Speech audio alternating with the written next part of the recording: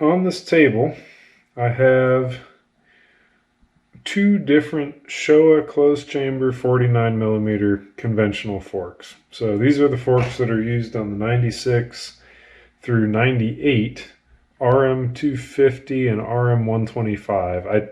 I don't know for sure where the split was. They might have been on some 1999s too, but it seems like they were pre-internet forks. So there's just not that much information on them. I personally am kind of learning as I go.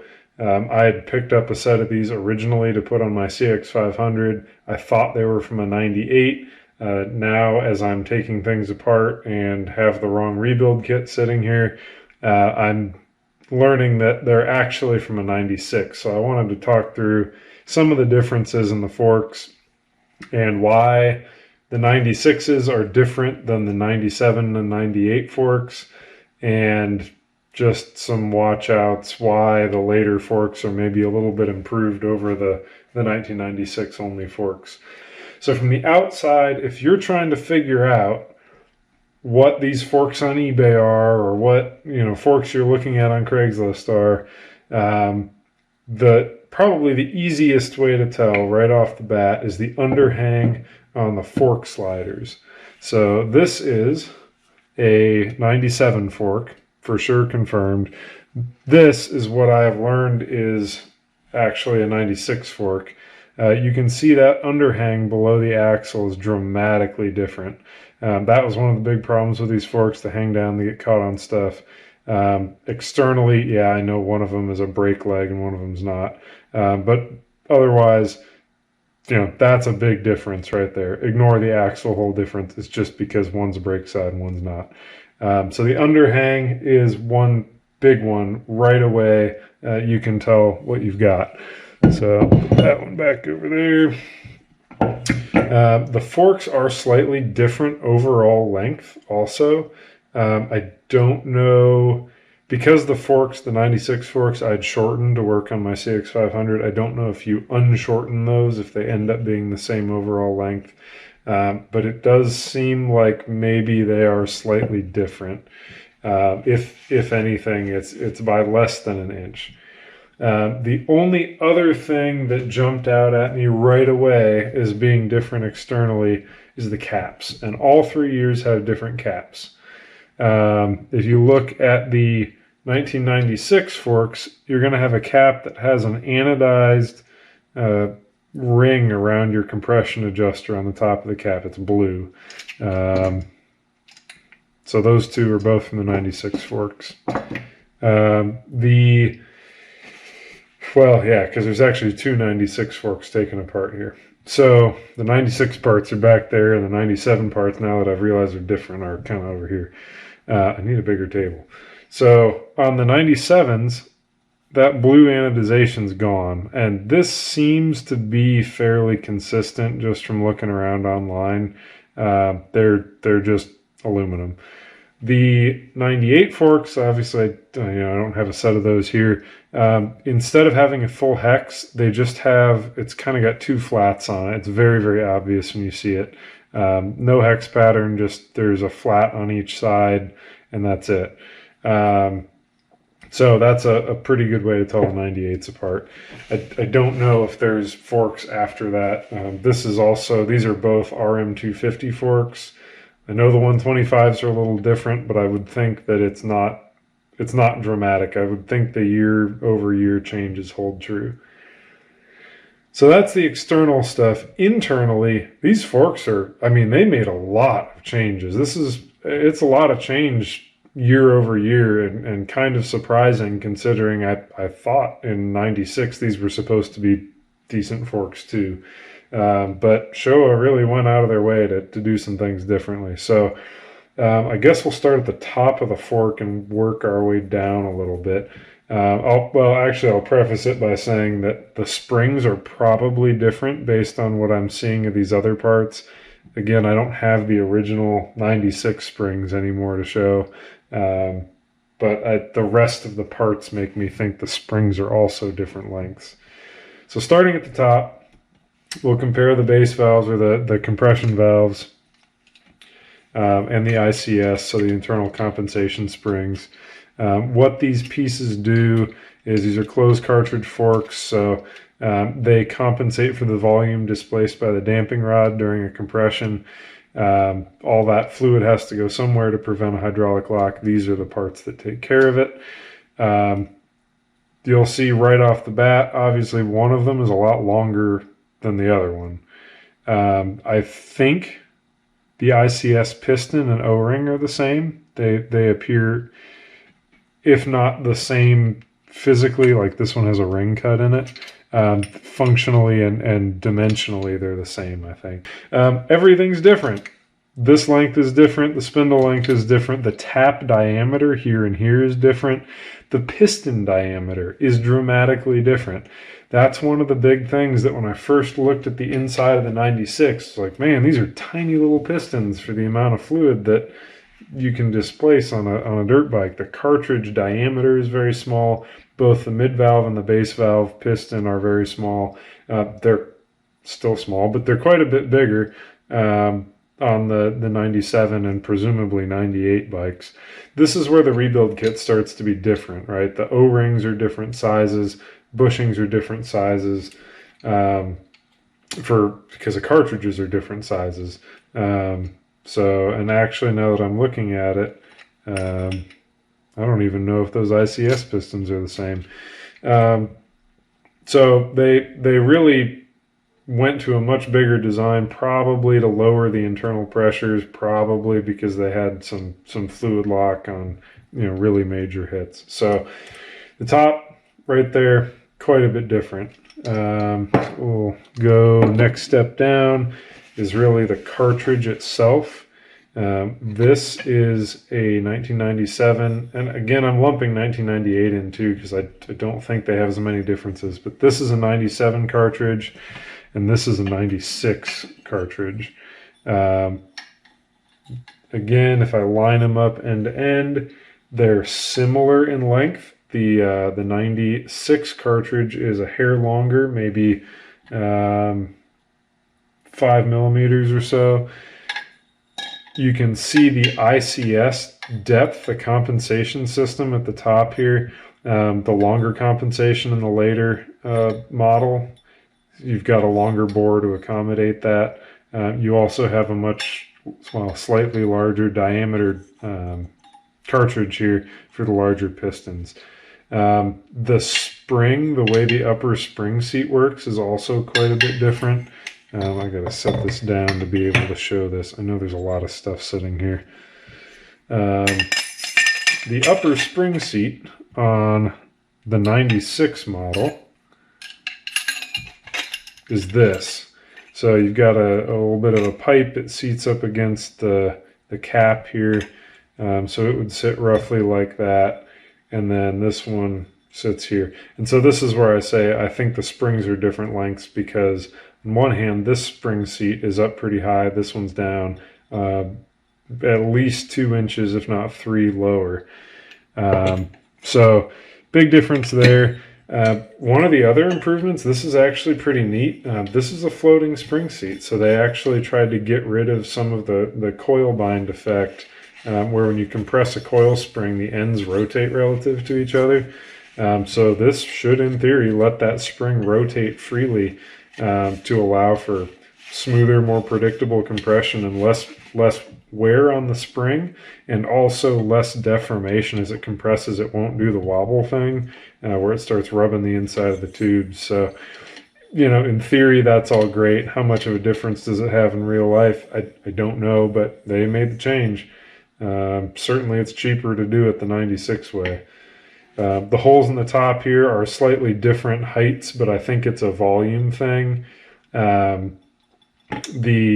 This is the bleed, so if you have too much oil in your cartridge, the ICS piston will move up past this hole and it'll bleed out the excess. These tend to build up volume over time because it sucks fluid in as the rod's moving back and forth. The seal head is also different. You see both of them have little holes in there for venting the backside or pressure equalizing the backside of the bushing between the bushing and the seal. but the seal head is deeper for some reason on the 96. Couldn't even begin to guess as to why. So pretty significant difference there in the cartridges too. And then the next step down, I guess, is the rod and the mid valve. So this is your cartridge rod mid valve for the 97. This is the 96. Right off the bat, two things. Piston diameter. Again, they went to a larger piston, lower pressure, less deformation of the shims. All really, in my opinion, good stuff. One of the other things that surprised me when I saw this is they went to a different diameter rod. And this is something that we see with like KTM in the mid 2000s, went from a 14 to a 12 millimeter damping rod. These went the opposite direction. So in 96, they were 10 millimeter, fairly small. And then they went up to a 12 millimeter for the later ones. And you can see the lengths are somewhat different. The rebound stop is somewhat different, or full extension stop rather is somewhat different. So what this does, it's not a strength thing. It's actually a downside. It's a little bit heavier to have a larger diameter. But what this does is it makes the base valve work more. This larger diameter displaces more fluid.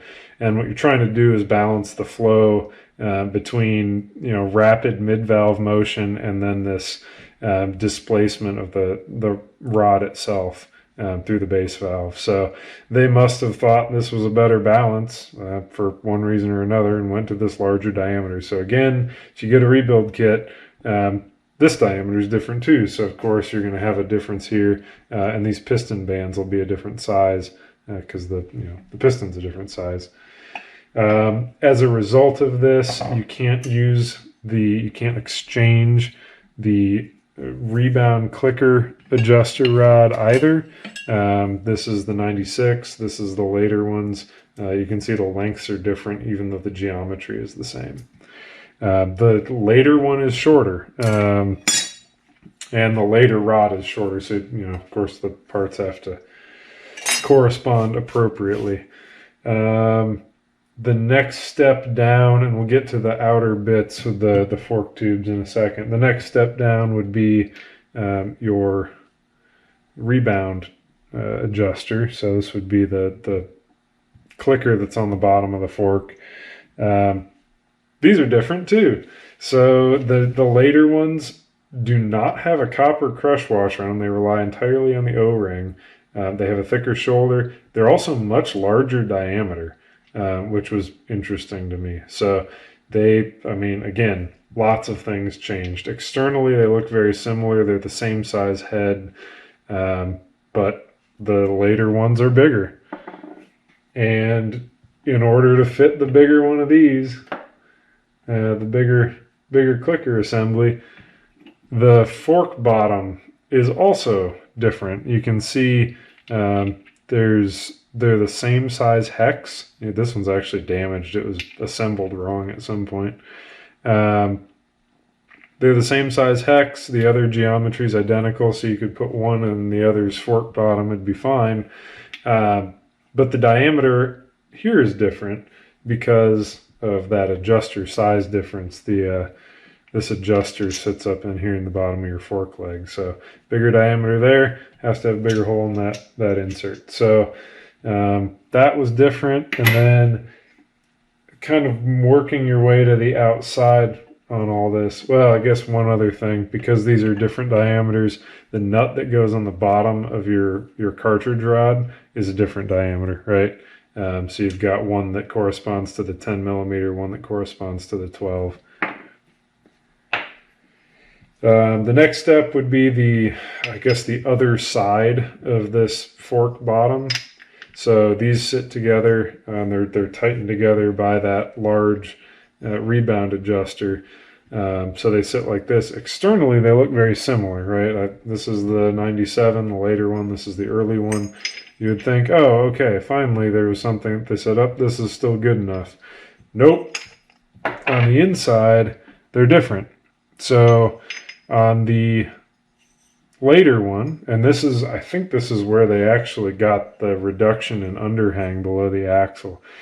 The later one actually has a much deeper shoulder, and the 96 had a much shallower shoulder. So this sits in your spring spacer piece like so. So this is the 96. If I put the same piece together from the 97 and later model, you can see this is there's much more depth there. And the result of that is the overall length is different. So this is the early one, this is the late one. So I think this is where they got that reduction in length. It looks about the same to me. Interestingly, all of that reduction is done specifically in that base insert, because I think these are finally something that's the same. So if you have some of these forks and for some reason you damage this piece, at least you can interchange these. They're the same length, same diameter. They did not significantly change these. They appear to interchange. 96s are black apparently, 97s had white plastic. This one's just turning yellow over time. So everything's a little bit different. The seals I think are the same. I haven't actually looked at this yet, but I haven't measured them. But I have no reason to believe they're different. They look identical. The scraper seals, same way. If you look at the bushings, the actual, like this is the upper fork bushing, dimensionally, these are identical. So that's that. They have the same patterns in them. They didn't change the design. The lower bushing is still on this one. And I think dimensionally those are the same too. So at least the bushings are the same. This one's heavily damaged. The only other thing, I think, so if you're looking for trying to replace the chrome section on your 96, and this is why I started this, right? My 96 had some chrome that was lifting. I needed some new fork stanchions. And you can't interchange those either, of course, right? Of course. They are a different length by at least 5 millimeters. The refill ports that allow for equalization between the bushings, there's 4 of them on both, but there's an additional one up high that is a functional difference that probably prevents pressure buildup or sucking water in with those forks. But the geometry of these is different too. So the recess that's machined in here is actually, it's the same length as the recess that's machined into the 96 stanchion, but it's in a different place. It's offset. I'm not quite sure why that is or why it would be. But there must be some other geometry difference there. At the top end, they're the same. Where it interfaces with the triple trees, it's the same. So the gist of all this is, if you are working on a 96 bike or 96 forks, you're not going to get a whole lot out of buying a set of 97 or 98 forks unless you're going to take the whole thing, swap it over, and do something different. I mean, I had made these. This is how I'd shortened my 96 model ones by 4.5 inches. I can't even use the spacers on the 97 because the rod's different diameter. So that's a run through the differences. If you don't have forks and you want to use these on something, it's worth spending a little bit more time and or money to get the 97 and later forks. It's easier to get parts. There are some meaningful improvements. The performance of the fork I could see being better with the larger pistons. I don't know if the rod diameter is something you'd notice, but certainly larger pistons, less choked flow, lower operating pressure, less chance of cavitation, all that stuff's good. Also much more opportunity for your compensation piston to do its job before it blows off. So I think probably a little bit more forgiving when it comes to assembly and bleeding and stuff. Otherwise, they go together the same. They assemble the same. They disassemble the same. So yeah, that's the difference. Hopefully this helps somebody. Documentation on these seems to be really sparse, so trying to help fill in the gaps there.